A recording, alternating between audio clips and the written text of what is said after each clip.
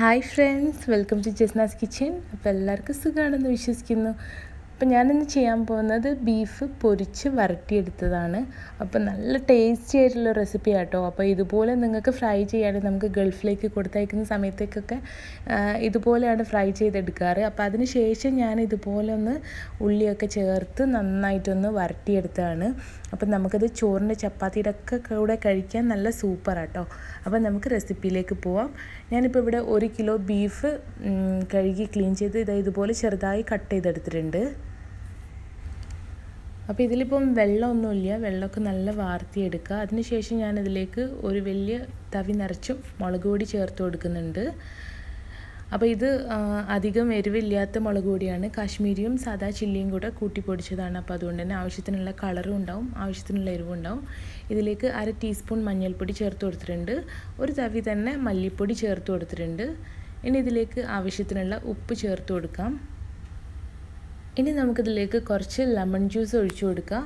അപ്പോൾ നിങ്ങൾക്ക് വേണമെങ്കിൽ വിനാഗിരി ഒഴിച്ചു കൊടുക്കാം കേട്ടോ. പക്ഷേ അതിനേക്കാളും ടേസ്റ്റ് ഉണ്ടാവുന്നത് ലെമൺ ജ്യൂസ് ഒഴിച്ചു കൊടുക്കുമ്പോഴാണ്.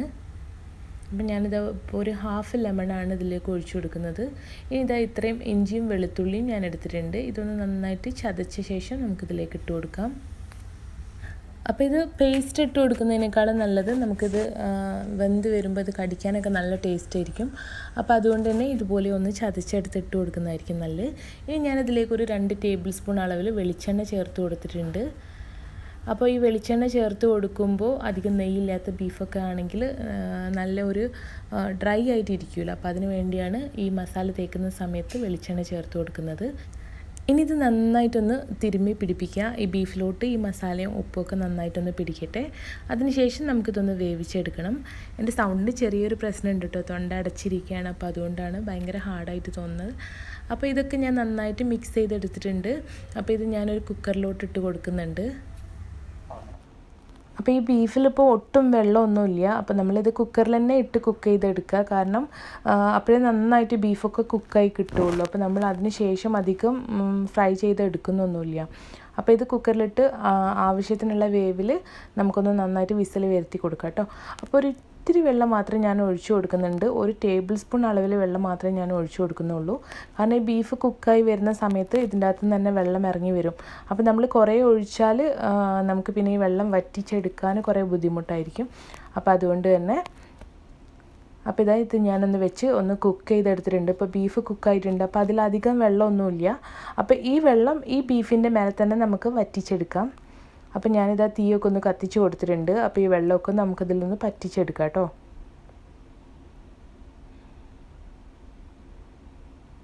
അപ്പോൾ ഉപ്പും മസാലയും ഒക്കെ ഉണ്ടോ നോക്കുക, ഇല്ലെങ്കിൽ ഈ ഒരു സമയത്ത് തന്നെ ചേർത്ത് കൊടുക്കുക. പിന്നെ ഉപ്പ് ശ്രദ്ധിക്കുക കേട്ടോ, ഈ വെള്ളം വറ്റി വരുമ്പോൾ ഉപ്പ് കൂടാൻ ചാൻസ് ഉണ്ട്. അപ്പോൾ അതുകൊണ്ട് അത് നോക്കിയിട്ട് മാത്രം ഇട്ട് കൊടുക്കുക. ഇനി ഞാനിത് ഇവിടെ ഒരു ചട്ടിയിൽ വെളിച്ചെണ്ണ ഒഴിച്ച് കൊടുത്തിട്ടുണ്ട്. വെളിച്ചെണ്ണയിൽ ചെയ്യുമ്പോഴാട്ടോ ഇത് കൂടുതൽ ടേസ്റ്റ് ഉള്ളത്. അപ്പോൾ വെളിച്ചെണ്ണ ഒഴിച്ച് കൊടുത്തിട്ടുണ്ട്. അതിലോട്ട് നമുക്ക് ഈ ബീഫ് ഇട്ട് കൊടുക്കാം. അപ്പോൾ ഈ ബീഫൊന്ന് നമുക്ക് ഈ വെളിച്ചെണ്ണയിലിട്ട് എല്ലാം കൂടെ ഒരുമിച്ചിടണ്ട കേട്ടോ. ഞാനിപ്പോൾ ഒരു 1/2 ഇട്ടിട്ടുള്ളൂ. അപ്പോൾ ഇങ്ങനെ കുറച്ചായിട്ട് ഇട്ട് കൊടുക്കുക. എന്നിട്ട് അതൊന്ന് ഫ്രൈ ആയി വരുന്ന സമയം നമുക്കതിലോട്ട് കുറച്ച് കറിവേപ്പില ചേർത്ത് കൊടുക്കുക. ഞാൻ 1-2 പച്ചമുളക് കൂടെ ചേർത്ത് കൊടുക്കുന്നുണ്ട്. ഇനി ബീഫും അതിൽ കിടന്ന് ഈ പച്ചമുളകും കറിവേപ്പിലയും ഒക്കെ മൊരിഞ്ഞ് വരുന്ന സമയത്ത് നമുക്ക് ഈ എണ്ണയിൽ നിന്ന് ഇതൊക്കെ ഒന്ന് കോരി മാറ്റാം. അപ്പോൾ ഇതുപോലെ കറിവേപ്പിലയും പച്ചമുളകും കൂടെ ചേർത്ത് കൊടുക്കുമ്പോൾ നല്ലൊരു ടേസ്റ്റ് ആട്ടോ. അപ്പോൾ ഈ ബീഫൊക്കെ കോരി മാറ്റിയ ശേഷം ഞാൻ അതിലേക്ക് ഒരു വലിയ സവോള സ്ലൈസാക്കി മുറിച്ചതും കുറച്ച് കറിവേപ്പിലയും കുറച്ച് പച്ചമുളകും കൂടെ ഇതേ വെളിച്ചെണ്ണയിലേക്ക് തന്നെ ഇട്ട് കൊടുത്തിട്ടുണ്ടായിരുന്നു. ആ ഒരു ഭാഗം മിസ്സായി പോയിട്ടുണ്ട് കേട്ടോ. അപ്പോൾ ഇതുപോലെ നല്ലപോലെ ഒന്ന് വഴറ്റിയെടുക്കുക. ഒരുപാട് നേരം വഴന്ന് എല്ലാം കൂടെ പേസ്റ്റായി പോകുന്നു വേണ്ട കേട്ടോ. ഈ ഒരു പാകത്തിന് കിട്ടിയാൽ മതി. ഇതിലേക്ക് ഞാൻ വേറെ മസാലകളൊന്നും ചേർക്കുന്നില്ല. പക്ഷെ ഞാൻ കുറച്ച് ചതച്ച മുളക് ചേർത്ത് കൊടുക്കുന്നുണ്ട്. അപ്പോൾ ഒരു എരിവ് കിട്ടാൻ വേണ്ടിയാട്ടോ. നിങ്ങൾക്ക് അധികം എരിവ് വേണ്ടാന്നുണ്ടെങ്കിൽ ഈ ഒരു ഭാഗം ഒഴിവാക്കുക. പക്ഷേ ഇങ്ങനെ ചേർക്കുമ്പോൾ നല്ലൊരു ടേസ്റ്റ് ആയിരിക്കും. നമ്മൾ വേറെ മസാലകളൊന്നും ഈ ഉള്ളിയിലോട്ട് ചേർത്ത് കൊടുക്കുന്നില്ല. അപ്പോൾ ഇനി നമുക്ക് ഇതും കൂടെ ഒന്ന് വഴറ്റിയെടുത്ത ശേഷം നമുക്കിതിലേക്ക് നേരത്തെ തയ്യാറാക്കി വെച്ച് ബീഫും കൂടെ ചേർത്ത് കൊടുക്കാം. അപ്പോൾ ഈ ബീഫും കൂടെ ചേർത്ത് കൊടുത്ത് ഒന്ന് ചെറിയ തീയിലിട്ട് കുക്ക് ചെയ്തെടുക്കുക. ഒന്ന് ഇളക്കിക്കൊണ്ടിരിക്കണം കേട്ടോ. അപ്പോൾ അല്ലെങ്കിൽ ഇത് അടുക്കി പിടിച്ചു പോകും സവാളയൊക്കെ. അപ്പോൾ ഒന്ന് നന്നായിട്ട് മിക്സ് ചെയ്ത് കൊടുക്കുക. ചെറിയ തീയിലിട്ട് തന്നെ ചെയ്ത് കൊടുക്കുക കേട്ടോ. അപ്പോൾ ഈ ബീഫിൻ്റെ ടേസ്റ്റൊക്കെ ഈ ഉള്ളിലോട്ടൊന്ന് പിടിക്കാൻ വേണ്ടിയാണ്. അപ്പോൾ നമ്മുടെ ബീഫ് ഇവിടെ റെഡി ആയിട്ടുണ്ട് കേട്ടോ. അപ്പോൾ ഇത് ചപ്പാത്തിയുടെ, ചോറിൻ്റെ, എന്തിൻ്റെ കൂടെ കഴിക്കാനും നല്ല ടേസ്റ്റാണ്.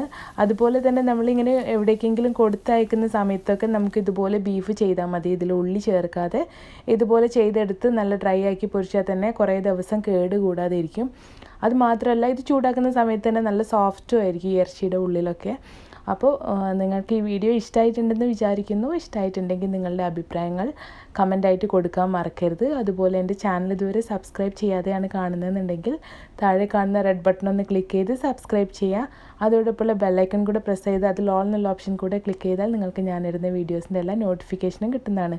പുതിയൊരു വീഡിയോ ആയിട്ട് വീണ്ടും വരുന്നതാണ്. അതുവരേക്കും bye bye. Thank you for watching Jasna's kitchen.